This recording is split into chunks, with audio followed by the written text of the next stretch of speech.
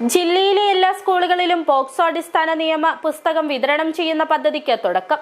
ജില്ലാ ജഡ്ജിയും ജില്ലാ legal authority ചെയർമാനുമായ ശശികുമാർ PS പദ്ധതി ഉദ്ഘാടനം ചെയ്തു.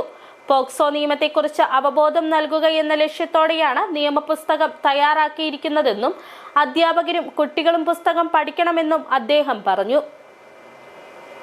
സേഫ് ചൈൽഡ് പദ്ധതിയുടെ ഭാഗമായി ഇടുക്കി ജില്ലാ ലീഗൽ സർവീസ് അതോറിറ്റി, വിദ്യാഭ്യാസ വകുപ്പും വനിതാ ശിശു വികസന വകുപ്പും കേരള സ്റ്റേറ്റ് ലീഗൽ സർവീസുമായി സഹകരിച്ചാണ് പദ്ധതി നടപ്പാക്കുന്നത്. ലൈംഗിക അതിക്രമങ്ങളിൽ നിന്ന് കുട്ടികൾക്ക് സംരക്ഷണം നൽകുന്നതിനായി 2012 പോക്സോ നിയമം പാസാക്കിയത്.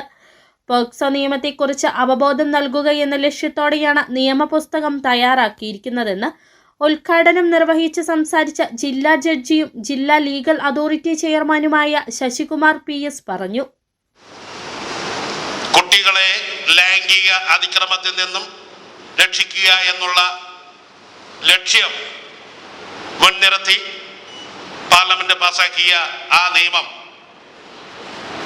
പ്രാബല്യത്തിൽ വന്നിട്ട് ഇപ്പോൾ 13 വർഷം കഴിഞ്ഞിരിക്കുന്നു. അതുകൊണ്ടാണ് അതും ടീനേജ് കാലഘട്ടമായി ആ നിയമം.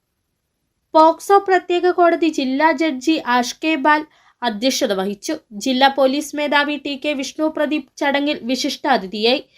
Child welfare committee chairman Jayaseelan Paul, DEO Sheeba മുഹമ്മദിന പോക്സോ നിയമ പുസ്തകം കൈമാറി.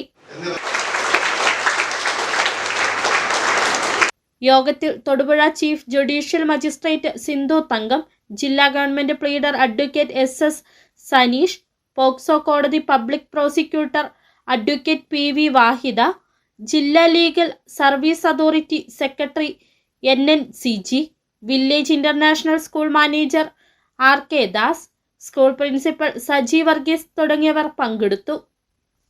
City vision, Idukki.